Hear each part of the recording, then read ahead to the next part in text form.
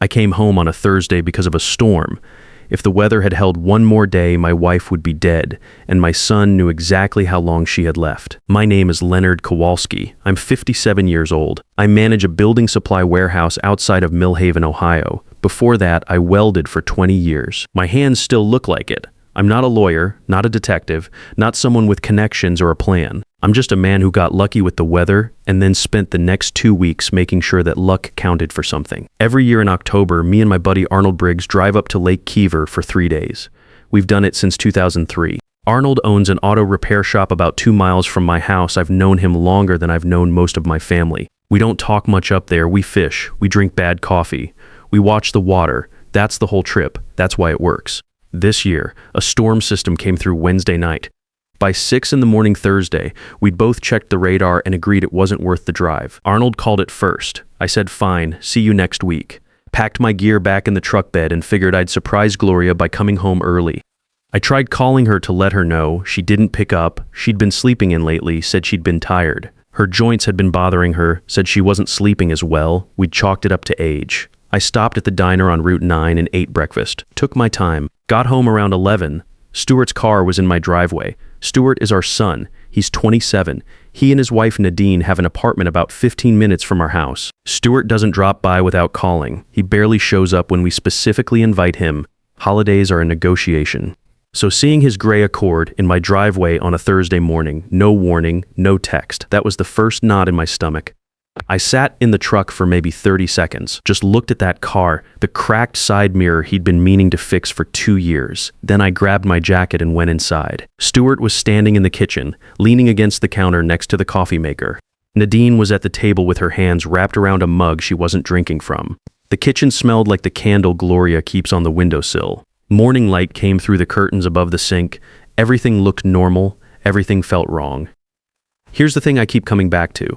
Stuart looked up when I walked in and said, "Hey, Dad," just like that. Flat, calm, like I'd told him I was coming. I was supposed to be at Lake Kiever for 3 more days. He knew that, and he didn't flinch. Not a blink, not a single trace of surprise on his face. Nadine looked up too. She smiled. The kind of smile people put on when they've already decided what they're going to say. I said, "Where's your mother?" Stuart cleared his throat. Said she'd had a rough night. Said she was disoriented when she woke up. Couldn't get her balance. Seemed confused. He'd come over to check on her. He didn't say why he'd been checking on her on a Thursday morning, and I didn't ask and found her in bad shape. Called an ambulance. She was at Mercy General. He said she was stable. He said it the way you say something you've rehearsed. I don't remember the drive to the hospital. I was in the driveway and then I was pulling into the Mercy General parking lot with no memory of the 12 minutes in between. Dr. Paulette Nash met me at the nurse's station on the 2nd floor. She's a compact woman, mid-50s, gray at the temples. The kind of doctor who looks you in the eye the whole time she's talking. Doesn't use extra words. I appreciated that more than I can say. She told me Gloria had been brought in with severe disorientation, signs of significant organ stress, and elevated toxicity markers in her blood work. She said the pattern wasn't consistent with a sudden illness. She used the word building, said it looked like something that had been building over time. I put my hand flat on the counter, felt the cold surface under my palm. I looked at Dr. Nash and said, "Are you telling me someone did this to her?" She held my eyes and said, "I'm telling you we need more answers, and I think you do too." I went in to see Gloria. She was at the end of a corridor, hooked up to 3 monitors, an IV line in her left arm. The room smelled like antiseptic. The blinds were half open, and the light was thin and flat. Gloria spent 22 years as a nurse in this same hospital 2 floors up. She retired and started cooking meals for neighbors going through hard times. She has opinions on everything and she'll tell you all of them. Seeing her in that bed, smaller than I'd ever seen her, I'm not going to describe that in detail. Some things you keep. I sat down beside her, took her hand, told her I was there and I wasn't going anywhere. Then I walked back out to the waiting area. Stuart and Nadine had arrived. They were sitting on a couch near the window at the end of the waiting room. Stuart had his arms crossed. Nadine had her phone face down on her knee. Nadine is never without her phone. I'd watched her scroll through it during Thanksgiving Grace last year. A face-down phone meant she was either expecting something she didn't want me to see, or she'd already received it. I pulled a chair over and sat directly across from them. I didn't say hello, I said. "Which tea was it?" Stuart said, "What? Your mother has been drinking herbal tea every night for the past few months. Tea you've been bringing her. Which brand, where did you buy it, and what's in it?" The waiting room was quiet except for the PA system down the hall and the low hum of a TV mounted in the corner that nobody was watching. Stuart looked at Nadine. Nadine looked at the floor between her feet. That exchange lasted about 3 seconds. 3 seconds was all I needed. I said, "Go home, both of you."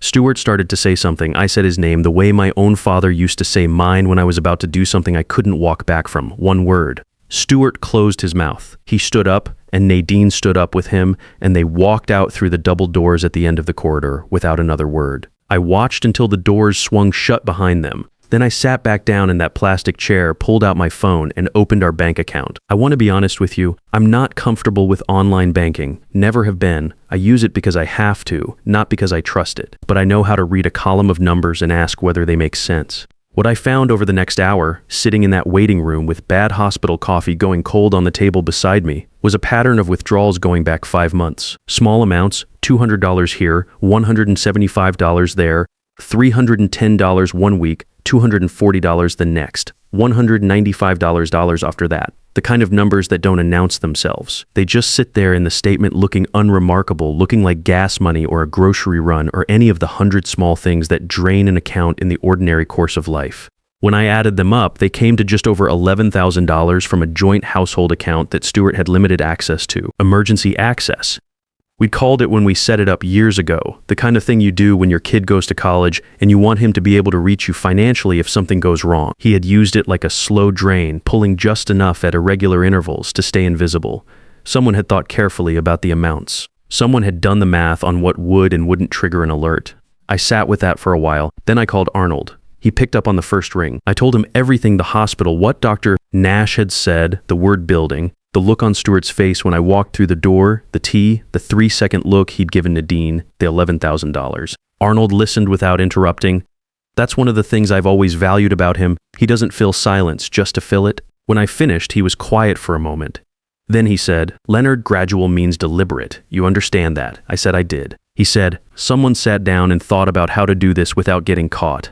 That's not a mistake. That's a plan." I said, "I know what it is." He said, "What do you need from me?" I told him I'd know more tomorrow. I told him to sit tight. I hung up and went back to sit with Gloria for a while. She was still sleeping. The monitors beeped with the steady patience of machines that don't know what's happening around them. The room was dim. The hallway outside quiet except for the soft footsteps of a night nurse passing every so often. I sat in the chair next to my wife's bed in the dark and I did not sleep, Dr. Nash found me the next morning in the waiting room, looking, I'm sure, like a man who had spent the night in a plastic chair. She sat down beside me. Doctors don't usually do that. I noticed it, and I appreciated it. She said the full panel had come back. Gloria had elevated levels of a compound consistent with long-term heavy metal ingestion, repeated, consistent exposure over several months. Her kidneys were under serious stress. They had started treatment. Dr.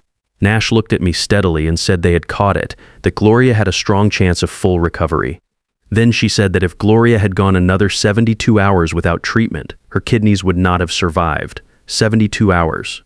I asked how someone would do it without the person knowing Dr. Nash said it could be introduced through food or drink, particularly through something like a powder-based supplement dissolved into a hot liquid.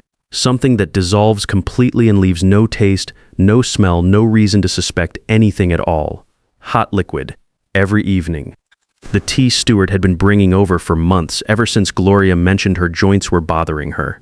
He'd shown up one evening with a box and said he'd read it was good for inflammation, said he'd been thinking about her, said he wanted to help. I stood up, thanked Dr. Nash, and walked to the window at the end of the corridor, stood there looking down at the parking lot for about a minute. A woman was loading grocery bags into a minivan. A man in a blue jacket was walking toward the entrance with his hands in his pockets. Ordinary Thursday morning. Nothing about it knew what I was standing there holding. Then I took out my phone and called Carolyn Pike. Carolyn Pike has practiced civil law in Mill Haven for 30 years. Her office is on the second floor of a building on 4th Street above a dry cleaner. Small waiting room, 2 filing cabinets, a desk that's seen better days. People who don't know her tend to underestimate her because of that office. She knows it and she doesn't mind one bit. I told her everything. She didn't interrupt once. When I finished, she was quiet for a few seconds. Then she said, "Leonard, do not touch anything in that house. Do not confront Stuart. Do not call him angry. Don't post anything. Don't hint at a single thing. Can you do that?" I said yes. She said, "Good, because when this lands, I want it to land completely. No cracks, no exits. You go back to that hospital and you act like a worried husband. Because right now, that is exactly what you are. She was right about that last part. Here's what I did for the next 5 days. I sent Stuart normal texts. Things like, "Mom's holding steady, doctors say a few more days. Thanks for checking in." He texted back short replies. "That's good to hear. Let me know if you need anything." The kind of messages a person writes when they're performing concern but have other things on their mind. I read each one and typed back something plain, and I put my phone in my pocket and went back to sitting with Gloria. While I was doing that, things were moving. Arnold drove out to a pharmacy 2 towns over. We'd identified it based on Dr. Nash's description of the specific compound and a short list of supplement brands that matched. Arnold spent 10 years doing security work before the auto shop, and he still knows how to have a quiet conversation with someone who has access to camera footage. Within 48 hours, he confirmed that Stuart had visited that pharmacy 3 separate times over 4 months, always paying cash, always alone, except the 3rd visit, when the exterior parking lot camera caught Nadine sitting in the passenger seat of the Accord, waiting. 3 visits. Cash each time, 2 towns over from where they lived. Carolyn pulled the full bank records and laid out every withdrawal with dates and amounts. The pattern was exactly what I'd suspected, but seeing it documented was something else. The amounts varied just enough, stayed just small enough, never the same number twice in a row. Someone had researched what thresholds triggered automatic alerts and stayed deliberately underneath them for 5 months straight. Then Arnold connected me with a contact at the county records office, and that's where we found the piece I hadn't known to look for. 6 weeks before Gloria ended up in that ICU, she had visited an estate attorney in Columbus alone, without telling me. I want to be clear about what that meant. Knowing Gloria, it meant she was building something she wanted to present finished, not in progress. Gloria doesn't share half-formed plans. She shows you the completed thing and says, "Here's what I did." What she'd done was update her life insurance policy. The original policy had Stuart listed as secondary beneficiary, something we'd set up years ago without much thought, standard paperwork when he was still a teenager. Gloria had gone to that attorney to change it. She was removing Stuart entirely. Everything was being redirected to a literacy foundation she'd been quietly building for 2 years. Educational programs for kids in the county who didn't have much. She'd never mentioned it to me because she wanted to walk in one day and say, "Here's what I built, here's the whole thing." That was Gloria's way, never half measures. The policy was worth $1.2 million. Stuart had found out. I don't know exactly when or how. It doesn't matter. What matters is that he found out his mother was weeks away from finalizing paperwork that would cut him out of $1.2 million. And instead of picking up the phone, instead of driving over and sitting at that kitchen table and talking like a grown man, he and Nadine sat down and decided the most practical response was to make sure Gloria didn't live long enough to sign the final documents. The estate attorney had a 30-day processing window. Gloria had gone in 6 weeks before she collapsed. She was inside that window when the ambulance came. I was sitting in my truck in the hospital parking lot when Arnold called and told me all of it. I sat there with the engine off, and I let the full weight of it settle, the shape of it, every piece fitting against every other piece, until there was nothing left to wonder about. Then I started the truck and went back inside. On the 2nd day, Gloria opened her eyes. I was in the chair beside her when it happened. She blinked a few times, looked at the ceiling, then turned her head and looked at me. Her voice came out rough and low. She said, "Leonard, you look terrible." I laughed right there in the ICU. The nurse at the door glanced in. I didn't care. I leaned forward and said, "You're hooked up to 3 machines and you're critiquing my appearance." She said, "Someone has to." I held her hand and didn't let go for a long time. I didn't tell her everything yet. She needed to get stronger first, but I told her she was safe. I told her I knew what had happened. I told her everything was being handled. She looked at me for a moment with those eyes that have always been able to read me straight through. Then she said quietly, "It was Stuart, wasn't it?" Not a question. A statement I didn't answer. I held her hand a little tighter. She closed her eyes and said, almost to herself, "I always knew that boy had the worst of both of us and none of the best." I sat there and didn't say anything. There was nothing to say that would have helped. There was one more detail that came in before the 5 days were up. Stuart, in what I can only describe as a breathtaking act of carelessness for a man who had otherwise been patient enough to poison someone over 4 months, had called the estate attorney's office. Posing as Gloria's personal assistant, asking about the status of the policy update, he left a callback number, his own personal cell phone number. When Arnold told me, I stared at the windshield of my truck for a solid 10 seconds. Then I said, "Arnold, did I raise a criminal mastermind or a complete idiot?" Arnold said, "Brother, somehow the answer is both. On day 5, I called Stuart. I kept my voice exactly the same as every other call that week, tired, a little worn down, nothing alarming. I told him I had some insurance paperwork for the hospital bills that needed a second signature, and asked if he and Nadine could come by the house to help me sort through it. Said it was easier in person. He said sure, said they'd be there in an hour. Carolyn had filed everything that morning, the pharmacy receipts and camera footage, the full bank records with every withdrawal documented and dated, the estate attorney's records, and the phone log showing Stuart's personal cell number on the incoming call. Dr. Nash's complete toxicology report. Every piece organized, cross-referenced, and submitted. I was standing at the kitchen window when Stuart's gray Accord pulled into the driveway. Same car. Same cracked side mirror. He'd never gotten around to fixing. He got out first. I noticed he was carrying something, a small potted plant, the kind you bring when you're playing the role of a concerned son navigating a difficult family situation. Nadine came around from the passenger side. She had her phone out before she'd fully closed the car door. They came up the front porch steps. I heard the knock. I walked to the door and opened it. They came inside. Stuart set the plant down on the little table by the door where Gloria keeps her keys. He looked at me with an expression that had a lot of rehearsal behind it. Tired concern, filial worry, a son doing his best in hard circumstances. Under different circumstances, it might have been convincing. I said, "Before we get to the paperwork, I need to tell you something." Stuart said, "Sure, what's up?" I said, "The police are outside." The color left his face so fast it was almost something to observe clinically. He said, "What?" I said, "Carolyn Pike filed everything this morning. The tea, the pharmacy 2 towns over, 3 visits, cash, the 3rd time Nadine was in the car.